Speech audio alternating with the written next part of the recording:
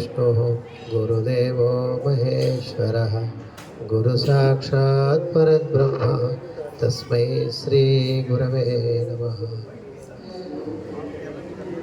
मंगलं गुरुदेवाय बहुजन्मदुःखपरहारिणे असङ्गनन्धरूपाय मुक्तिहेत्रातेस्तु मंगलम्। हरिः ओम तत्सत्।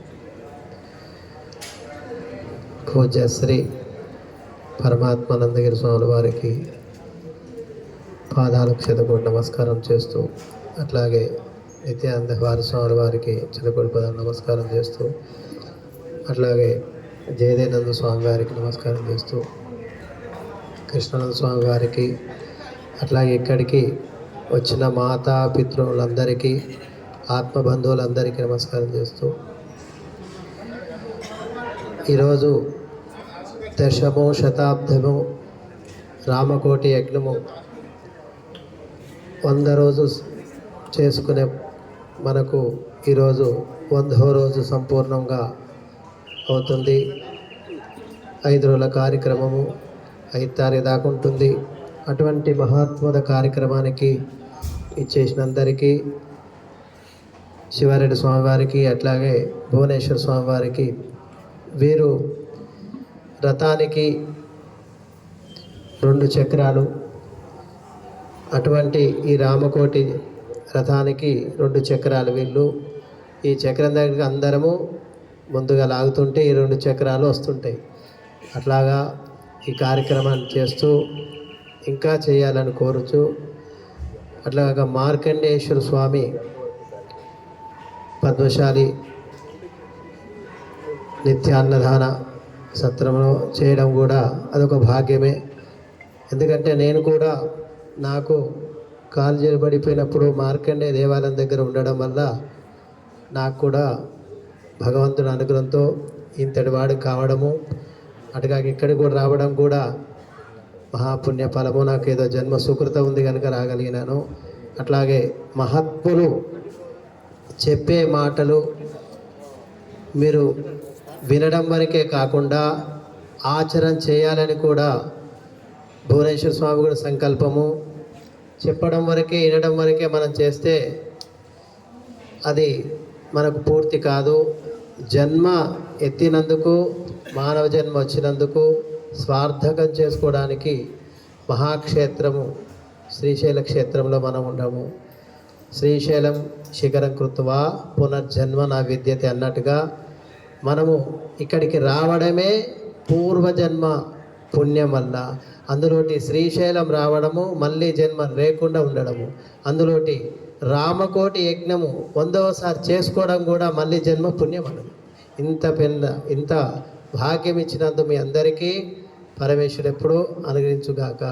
అట్లాగే నేను కాలేజీలు పడిపోయినప్పుడు ప్రతిరోజు మార్కండేయాయ నమః, మార్కండేయ నమః అంటే ఒకరు స్వప్నమంది వచ్చి మార్కండేయ నమః కాదు మార్కండేశ్వర అని చెప్పమని స్వామివారు నాకు చెప్పడం జరిగింది.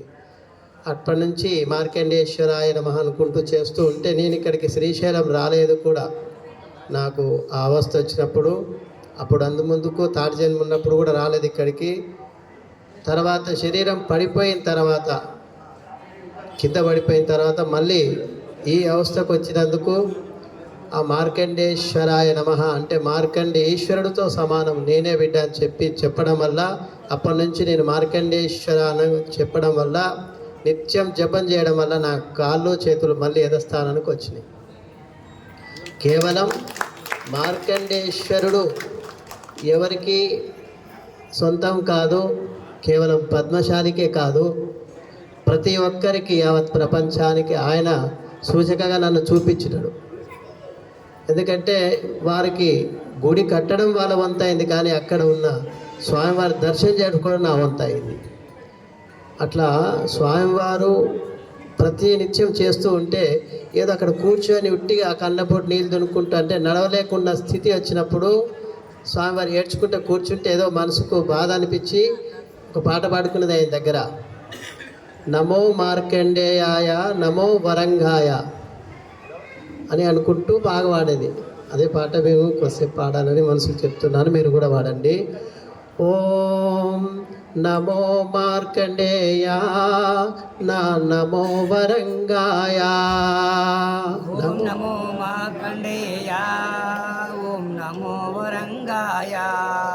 నా నమో మార్కండేయ నా నమో వరంగాయ. ఓం నమో మార్కండేయ ఓం నమో వరంగాయ. మహానందమాయే ఈ మార్కండేయ నామం. మహానందమాయే ఈ మార్కండేయ నామం. మహానందమాయే ఈ మార్కండేయ నామం. మహానందమాయే మార్కండేయ నామం. భక్తి ఏదో తెలియదు నాకు, పూజలేయో చేయగలేను. భక్తి ఏదో తెలియదు నాకు, పూజలేను చేయగలేను. భక్తి ఏదో తెలియదు నాకు, పూజలేదో చేయగలేను. భక్తి ఏదో తెలియదు నాకు, పూజలేవో చేయగలేను. వేదమేదో ఎరుగలేను, వాదమేద చేయను స్వామి. వేదమేదో తెలియగలేను, వాదమేదో చేయను స్వామి. వేదమేదో తెలియదు నాకు, వాదమేలా చేయను స్వామి.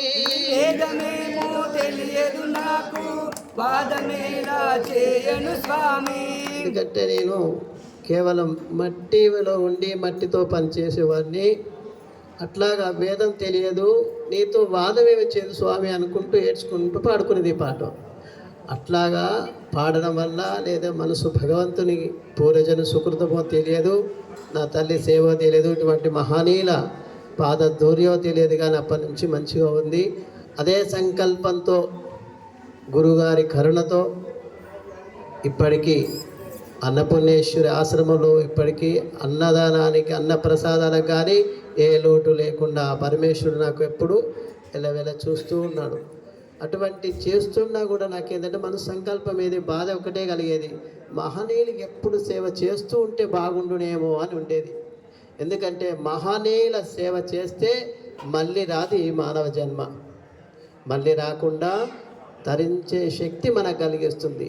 అందుకే ప్రతి ఒక్కరూ లేచేటప్పుడు భూమాతకు నమస్కారం చేసుకొని మనం పుట్టింది ఎందుకు, వచ్చింది ఎందుకు, మళ్ళీ ఏం చేస్తేందుకు వచ్చిందని ప్రశ్నించుకోవాలి.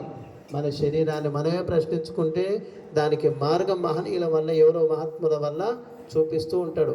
అటువంటి ప్రతి నిత్యం మీరు భగవద్నామస్మరణ చేస్తూ భగవంతుల్లో నీలం కావాలని కోరుచు ఈ పుణ్యక్షేత్రం చేసిన మీరందరికీ మరి పాద నమస్కారం చేస్తూ హరి ఓం తత్సత్ ఓం.